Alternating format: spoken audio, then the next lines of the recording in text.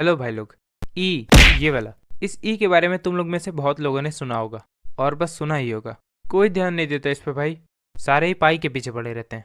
बेचारे ई को उसके हिस्से का टेंशन कभी मिला ही नहीं। अगर तुम नहीं जानते हो तो मैं बता दूं, पाई की तरह ई भी एक इरेशनल नंबर है। तो विल भैग यार, नेपियर कांस्टेंट भी बोलते हैं। जहाँ पाई को किसी कर्व्ड सरफेस एरिया को डिफाइन करने का ठेका मिला है, नेपियर कांस्टेंट का ज़्यादा यूज़ कंपाउंड इंटरेस्ट और लॉगरिथम जैसे चैप्टर्स में है। सबसे पहले शॉर्ट में जानते हैं ये ई है क्या, क्योंकि इस पे पहले ही बहुत सारी वीडियोस हैं। मान लो तुम 25 दिन में पैसा डबल वाली स्कीम में अपना 100 रुपये लगाते हो। क्योंकि पिक्चर में 1 करोड़ का बजट ना राजपाल यादव का था ना यहाँ हमारा है। स्कीम में 100 रुपये लगाने के बाद तुम्हें 200 रुपये 25 दिन में वापस मिल जाते हैं, यानी इंटरेस्ट रेट 100%। अब पता नहीं कैसे पर तुम्हारे दिमाग में एक आइडिया सूझता है, अगर तुम 25 दिन बाद 100% लेने के बजाय 50-50% 2 बार में करके लो तो जैसे मान लो तुम पहले 12.5 दिन बाद 50% लेने जाते हो तो तुम्हारे जमा कराए पैसे में 50% का इंक्रीज होगा, यानी अब वो 150 हो जाएंगे।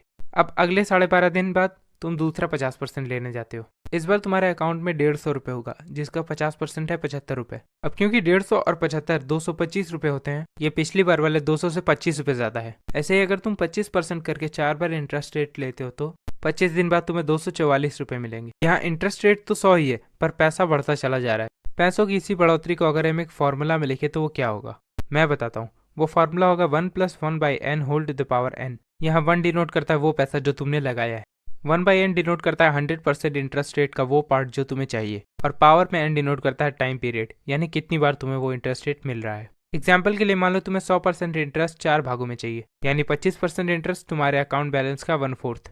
n की जगह रखते हैं 4 तो तुम्हारे पास वैल्यू आती है 5 to the power 4 upon 4 to the power 4। अब बिना ज़्यादा दिमाग चलाए लेते हैं कैलकुलेटर की मदद और देखते हैं आंसर क्या आता है। आंसर है 2.44140625। इसी में मल्टीप्लाई कर दे अपने बजट का 100 रुपये तो आएगा 244 रुपये अप्रॉक्सीमेटली। यही है वो मायाजाल।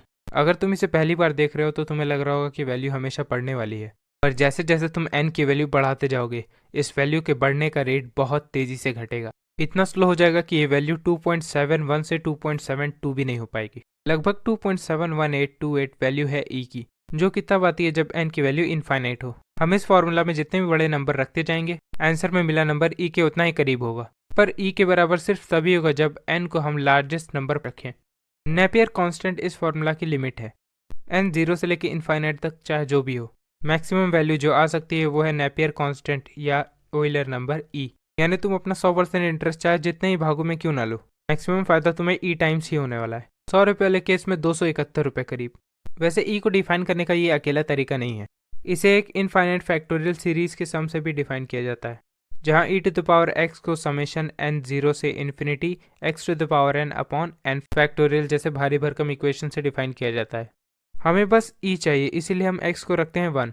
समेशन को एक्सपैंड करने के बाद हमें कुछ ऐसा दृश्य दिखेगा जो बिल्कुल भी मनमोहक नहीं है, पर क्या करें, अब यही है। हम जितनी ज़्यादा वैल्यू ऐड करते जाएंगे ई के उतने ही करीब पहुंचते जाएंगे। इस फॉर्मूला में हम n फैक्टोरियल की जगह n माइनस कोई पॉजिटिव कांस्टेंट का फैक्टोरियल भी लिख सकते हैं।